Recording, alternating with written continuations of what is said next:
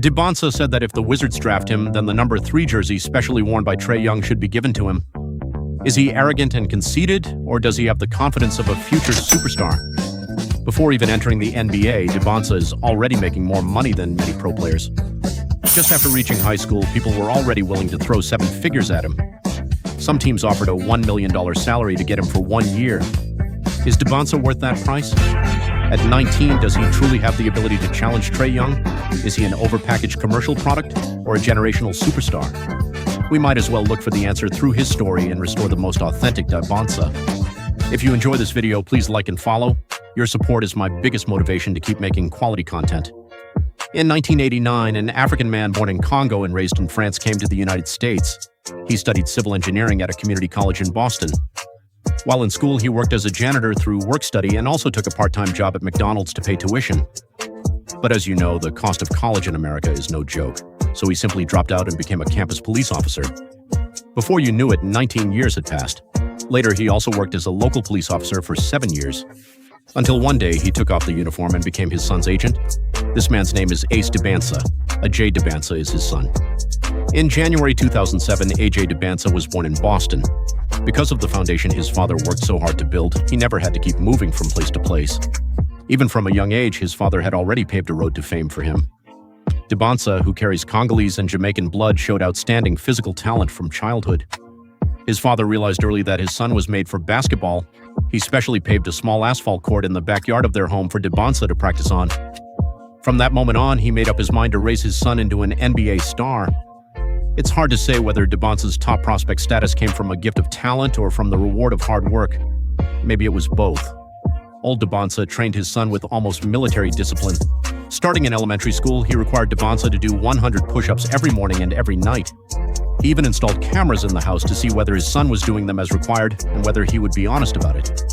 Although Dybantsa would still slack off at times, he never dared to lie in front of his strict father. And old Dybantsa did not only value basketball, he was also extremely strict about academics. Because Dybantsa once got only a C, his father directly called his coach and made young Dybantsa, who had been looking forward to a Philadelphia tournament, sit on the bench. What was even harsher was that he had not told his son beforehand. After driving 6 hours to Philadelphia, the excited young Dybantsa was hit with a bucket of cold water.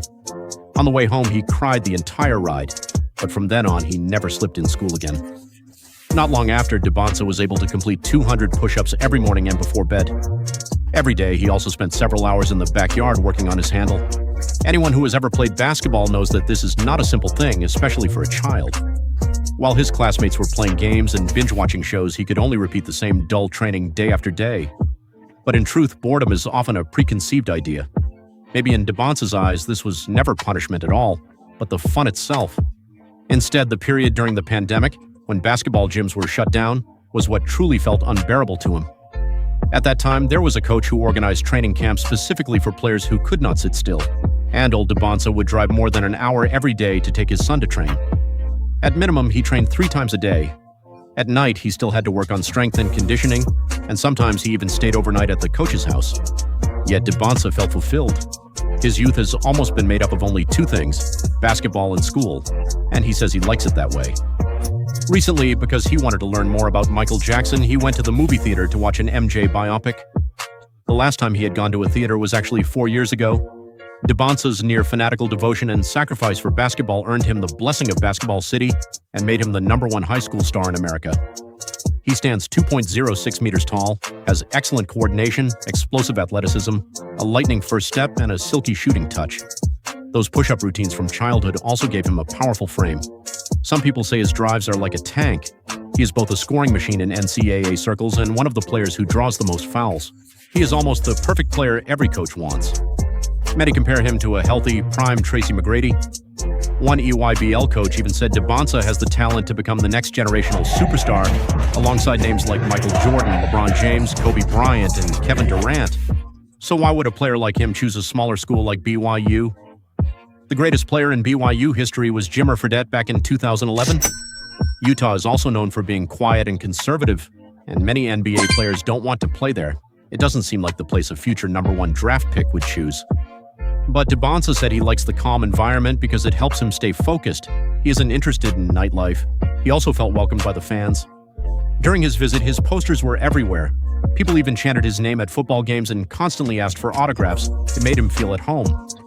Another reason was BYU coach Kevin Young, who once worked as Kevin Durant's assistant coach. Since Durant is Dybantsa's favorite player, that connection mattered. His decision also came with a huge NIL deal. Some reports claimed he could earn around $7 million in one season at BYU. Dybantsa said that number wasn't accurate, but he admitted it was still a major deal. Reports also said schools needed to offer at least $5 million to have a chance at signing him. Money had followed Dybantsa for years. Even in middle school, AAU teams were offering him six-figure deals to switch programs. By high school, those offers had grown into the millions. In the NIL era, the country's top high school player had become one of the biggest names in amateur sports. But his father kept tight control over his career. He rejected countless agents and even managed Dybantsa's social media to keep outside influences away. 2 summers ago, after signing with Red Bull, Dybantsa was invited to Monaco for Formula 1. Red Bull arranged luxury accommodations, but his father gave the presidential suite to the rest of the family while Dybantsa stayed in a regular suite. Dybantsa complained that the trip was for him, so he deserved the better room. His father answered with one sentence, "The reason you have all of this is because of me." His father later said he had turned down dozens of agents. In his view, they only wanted to profit from his son's success. He believed nobody understood or protected Dybantsa better than he did. Even Rich Paul personally reached out, but his father still said no, so he left his job as a police officer and became the person guiding his son's career. When Dybantsa transferred schools during high school, his father always kept his options open. He signed only short-term agreements and turned down famous programs like Montverde Academy. Instead, he chose Utah Prep, a newer but wealthy school that reportedly even offered ownership stakes to bring Dybantsa there. Maybe that's what his father meant when he said there are things more important than basketball. It also raises an interesting question. What goes through the mind of a teenager earning millions before even reaching the NBA? Dybantsa said he doesn't feel guilty about the money. Instead, he feels sorry for great players who came before the NIL era and never had the same opportunity. He also says he doesn't enjoy fame. He doesn't like attention or interviews. When the Washington Wizards won the #1 draft pick, the cameras immediately showed Dybantsa. He didn't smile or react. Many assumed he didn't want to play in Washington, but people close to him said that's simply who he is: calm, serious, and emotionally steady. Some have even compared his personality to Kawhi Leonard, and Dybantsa said he was happy to hear that. It's hard to describe him with one label. He can seem mature beyond his years, but he's also confident enough to ask a teammate to give up a jersey number.